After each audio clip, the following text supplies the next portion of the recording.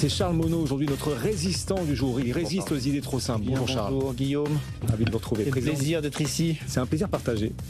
Toujours président de Monocle AM. Toujours. Duolingo. L'assistant pour apprendre les langues Duolingo n'a plus d'avenir en bourse. Alors certains pensent que ça n'a plus d'avenir en bourse. Pas vous, vous dites bullshit. Vous foudroyez, Charles, vous foudroyez cette idée que Duolingo c'est fini. Vous étiez venu nous en parler, c'était fin avril dernier, et à l'époque vous aviez crié au loup alors que Duolingo s'envolait, vous disiez il faut vendre ce titre va s'effondrer. Là vous êtes en train de passer acheteur. Qu'est-ce qui s'est passé entre-temps ? Déjà il s'est passé un truc sur le prix en fait.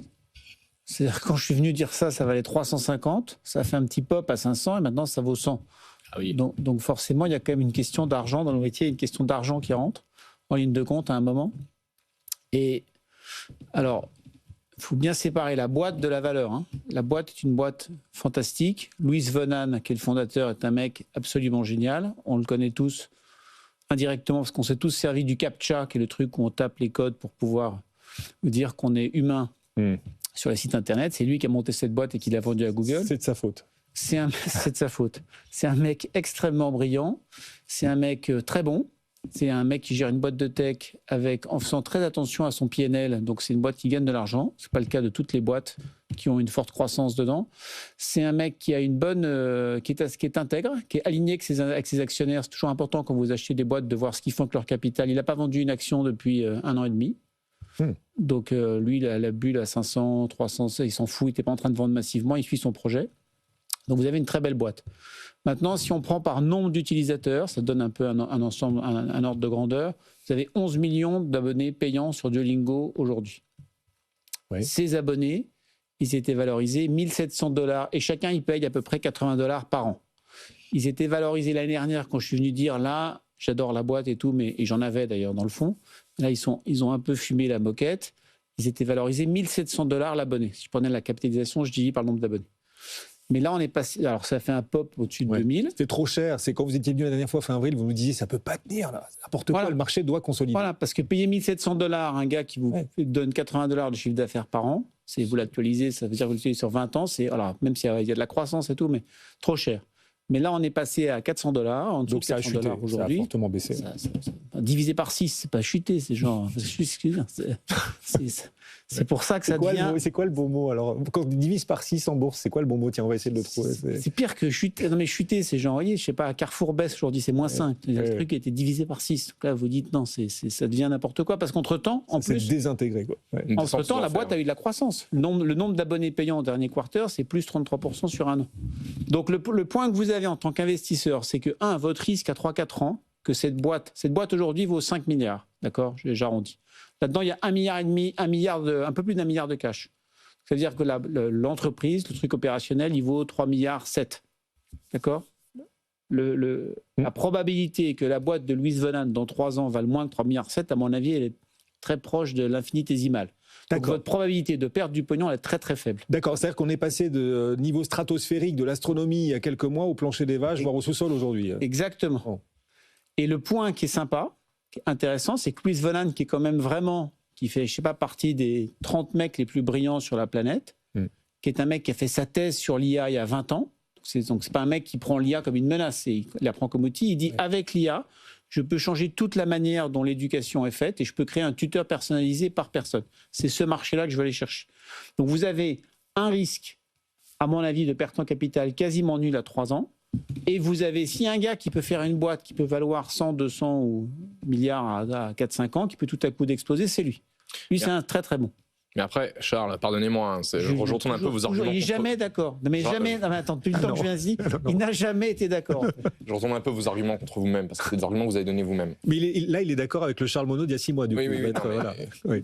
Ce que vous disiez, c'est. Bon, déjà, je ne sais pas si vous avez déjà essayé d'apprendre une langue avec Duolingo. C'est génial.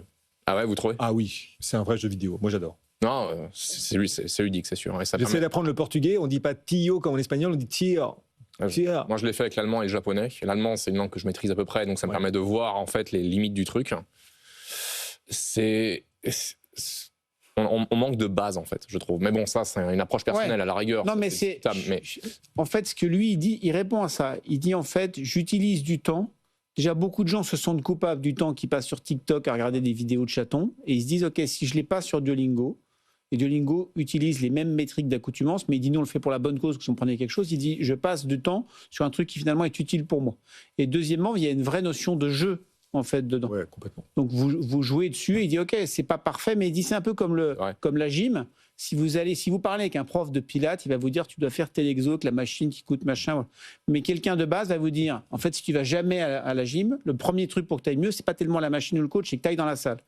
Et ce que dit Duolingo, il dit moi je sais faire venir les gens souvent dessus. Je sais créer l'accoutumance et l'habitude. Ouais, des effets de récompense aussi. Voilà. Quand on et ce truc-là, par exemple, quand on parle de la menace de l'IA, l'IA va jamais vous dire, vous n'allez jamais venir sur l'IA tous les jours pour faire votre leçon d'allemand, jamais. Oui.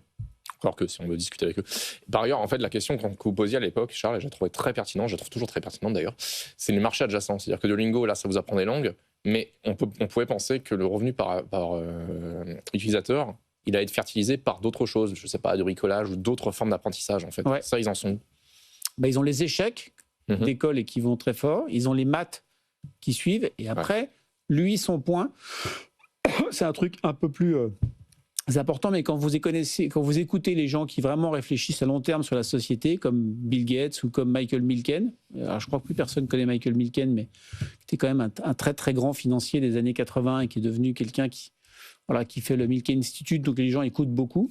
Ils disent tous qu'il y a un problème d'éducation, en particulier aux États-Unis en ce moment, qui ont beaucoup régressé, et qu'il va falloir faire un tuteur personnalisé par personne, c'est possible avec l'IA, et il n'y a pas une boîte qui est positionnée mieux que Duolingo pour aller prendre ce genre de marché, en fait.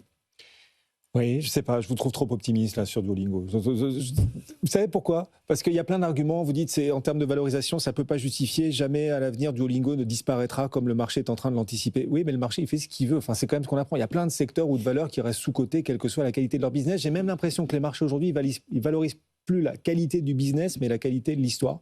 Puis une fois que le marché il a vendu l'histoire, qu'il l'a jetée par-dessus bord, il n'a pas forcément envie de la recycler, quoi. Est-ce qu'il n'y a pas ce risque-là pour Duolingo ? Alors, il ne faut pas la prendre à 15 jours si vous achetez des stocks aujourd'hui. Mais par contre, je pense que alors complètement d'accord avec vous, si vous avez un truc qui ne fait pas de croissance, ça peut descendre à un prix encore plus bas que le prix des billes. Mais le problème, c'est que si la boîte croît, si lui, il tient son pari qui bouge et que vous avez des chiffres où ses nombres d'users augmentent de 20 ou 30% par an et que son pari commence à bouger, le marché il va suivre en fait. Ah ouais. Duolingo, donc bon, pourquoi pas. C'est pas un conseil d'investissement, hein, mais c'est une valeur dans laquelle vous croyez, on aime bien, parce que ça permet d'argumenter autour des entreprises. Dans laquelle je crois beaucoup. Pas un conseil d'investissement dans laquelle je crois beaucoup. Beaucoup, avec un grand B. Voilà. Et je suis pas, encore une fois, amoureux du stock, sinon j'aurais pas dit l'inverse. Il y a une question de prix. Hein. Vous êtes hyper... à ce prix-là, je suis assez très amoureux. En fait. Vous êtes un... Ah oui, d'accord. Vous êtes un... Ah oui, ça compte. Non, un peu vénal, c'est ça. C'est Charles Monod, le président de Monocle Asset Management. Merci beaucoup, Charles, de nous avoir accompagnés.